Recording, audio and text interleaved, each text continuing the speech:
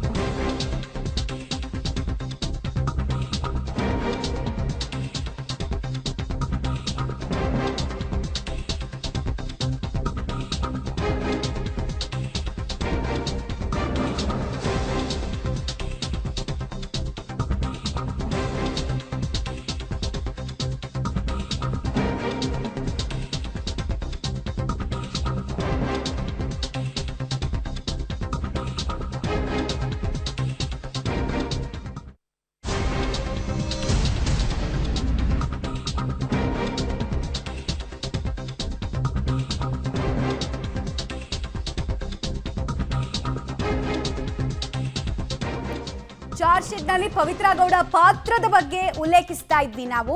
ಇದೇ ಸಂದರ್ಭದಲ್ಲಿ ಪವಿತ್ರ ಗೌಡ ರೇಣುಕಾಸ್ವಾಮಿಯನ್ನ ನೋಡಿದಾಗ ಹೊಡೆದ ಡೈಲಾಗ್ ಇದು. ಆತನನ್ನ ಬಿಡಬೇಡಿ, ಸಾಯಿಸಿ ಅಂತ.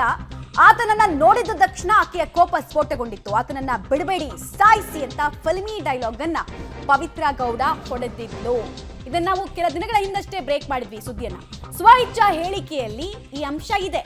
ಸ್ವ ಇಚ್ಛಾ ಹೇಳಿಕೆಯಲ್ಲಿ ಪವಿತ್ರ ಗೌಡ ತನ್ನ ಪಾತ್ರದ ಬಗ್ಗೆ ಹೇಳ್ತಾ, ತನ್ನ ಪಾತ್ರದಿಂದ ಆದಂತಹ ಅನಾಹುತದ ಬಗ್ಗೆ ಆಕೆ ತಪ್ಪು ಒಪ್ಕೊಂಡಿದ್ದಾಳೆ. ಆಕೆನೇ ಕೊಟ್ಟಿರೋ ಹೇಳಿಕೆಯಲ್ಲಿ ಬಿಡಬೇಡಿ, ಸಾಯಿಸಿ ಅಂತ ಆಕೆ ಹೇಳಿದ್ಲಂತೆ. ಡೀಟೇಲ್ಸ್ ಕೊಡ್ತಾರೆ, ನೇರ ಸಂಪರ್ಕದಲ್ಲಿ ಮತ್ತೆ ಜಾಯ್ನ್ ಆಗ್ತಿದ್ದಾರೆ ಮುರಳಿ. ಫಸ್ಟ್ ಆತನನ್ನ ಸಾಯಿಸಬೇಕು ಅನ್ನುವಂತಹ ವಿಚಾರ ಪವಿತ್ರ ಗೌಡ ತಲೆಗೆ ಹಾಗಾದ್ರೆ ಬಂದಿದ್ದ?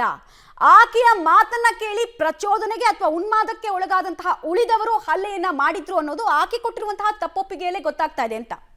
ಖಂಡಿತ ಮಮತಾ, ಯಾಕೆಂದ್ರೆ ಪ್ರಮುಖವಾಗಿ ದರ್ಶನ್ ಮತ್ತು ಪವಿತ್ರ ಗೌಡ ಯಾವಾಗ ಪಟ್ಟಣಗೆರೆ ಶೆಡ್ಗೆ ಹೋಗ್ತಾರೆ, ಪಟ್ಟಣಗೆರೆ ಶೆಡ್ಗೆ ಹೋದ ಸಂದರ್ಭದಲ್ಲಿ ದರ್ಶನ್ ಒಂದು ರೇಣುಕಾಸ್ವಾಮಿ ಬಳಿ ಹೋಗ್ತಾನೆ. ಅಷ್ಟರೊಳಗೆ ಆಲ್ರೆಡಿ ನಿತ್ರಾಣನಾಗಿದ್ದಂಥ ರೇಣುಕಾಸ್ವಾಮಿ ನೆಲದಲ್ಲಿ ಬಿದ್ದಿರ್ತಾನೆ. ನೆಲದಲ್ಲಿ ಬಿದ್ದಿದ್ದಂಥ ಸಂದರ್ಭ ಪವನ್ ಮತ್ತು ನಂದೀಶ್ಗೆ ದರ್ಶನ್ ಹೇಳುವಂಥದ್ದು, ಆತನನ್ನ ಹಿಡ್ಕೊಂಡು ಹೊಡಿಬೇಕು ಅಂತ ಹೇಳಿ ಆತನನ್ನ ನೆಲದ ಮೇಲೆ ಬಿದ್ದಂಥವನ್ನ ಎತ್ಕೊಂಡು ಆತನ ಮೇಲೆ ಹಲ್ಲೆ ಮಾಡಲಿಕ್ಕೆ ಮುಂದಾಗ್ತಾ ಹೋಗ್ತಾರೆ.